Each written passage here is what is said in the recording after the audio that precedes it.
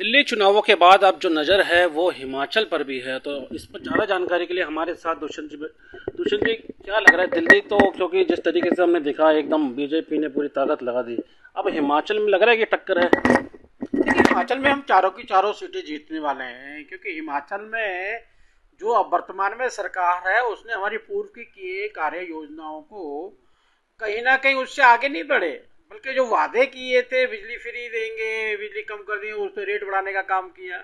महिलाओं को कहा था कि हम आपके अकाउंट में पैसे डालेंगे, एक भी पैसा नहीं डाला है।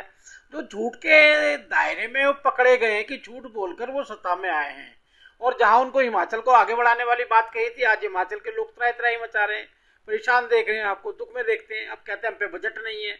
कोई बजट नहीं है तो आपने वादे कैसे कर दिए? इतने बड़े बड़े वादे कर दिए, आपको चलाना ही नहीं आता। और वहां पे अंतर विरोध इतना ज्यादा है, आपस में इतना विरोध है।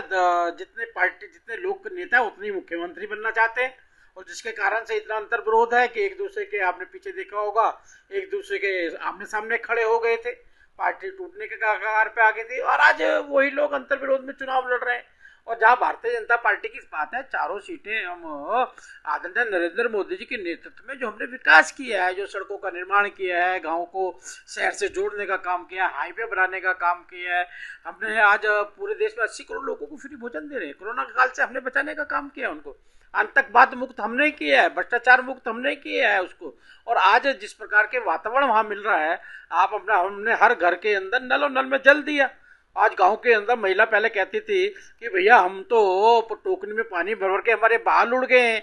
हमने पानी देने का काम किया है, उनको शौचालय देने का काम किया है। और सबसे बड़ी बात तो ये है कि जो महिलाएं हमारी लकड़ काटने जाया करती थी, और लकड़ काटने के कारण से गिर जाया करती थी, चोट लग जाया करती थी, कैसे वैसे जाती थी, जानवरों को भी शिकार हो जाती थी, आज हमने सबके घरों में गैस दी है।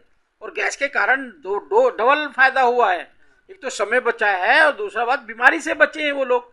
पहले धुआं जाता था, बीमार हो जाया करती माताएं। आज पहाड़ का जीवन, जो आदरणीय मोदी जी बार बार कहते हैं, पहाड़ की जवानी और पहाड़ का पानी पहाड़ के काम आता है। तो हमारे शासन में और केंद्र की योजना के कारण हिमाचल ने जो तरक्की की है, और आज वहाँ पे कांग्रेस का अंतर विरोध जो दिखाई देता है, साफ साफ जाहिर होता है कि कांग्रेस वहाँ जीतने के लिए नहीं लड़ रही है, एक दूसरे को नीचे दिखाने के लिए लड़ रही है। और भारतीय जनता पार्टी एकजुट होकर चारों को चारों सीटें मोदी जी के झोले में डालना चाहती है। मोदी जैसा प्रधानमंत्री हिमाचल को कभी भी नहीं मिलेगा ऐसा, जो हमेशा पहाड़ों के विकास के लिए काम करते रहे। सर, कंगना को लेके कांग्रेस सरकार बोलते हैं कि ये तो फिल्म इंडस्ट्री से इनको राजनीति के बारे में नहीं पता। नहीं, ये वो अगर वो फिल्म इंडस्ट्री से है तो विक्रमादित्य कहाँ से है? डॉक्टर अम्बेडकर ने तो कहा था कि रानी के पेट से राजा पैदा ही नहीं होगा, सेवा से सेवक पैदा होगा, जो सेवा करेगा वही सेवक बनेगा, उसी को मत मिलेगा। तो ये कहाँ से आ गए?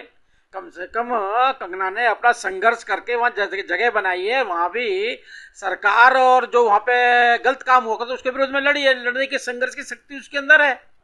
तो उसका मुकाबला देखा जाए तो जनता को तो वही चाहिए जो अपनी परेशानी से लड़ सकता हो, परेशानी से निदान पाकर एक सफलता की ओर बढ़े। और कंगना कोई किसी के रहमो करम पे बड़ी नहीं हुई है, संघर्ष से बड़ी हुई है, इसलिए संघर्ष को आता है और गरीबों के लिए भी संघर्ष कर सकती है। हम मानते हैं चारों सीट जो है वो बीजेपी। बिल्कुल, चारों की चारों सीटें भारतीय जनता पार्टी को वहाँ पे मिल रही हैं। और मुझे लगता है कि ये मोदी जी के सर पे ताज होगा इस बात का कि पहाड़ के लोगों ने जो भारत माता का ताज है वो मोदी जी के सिर पे पहनाएंगे।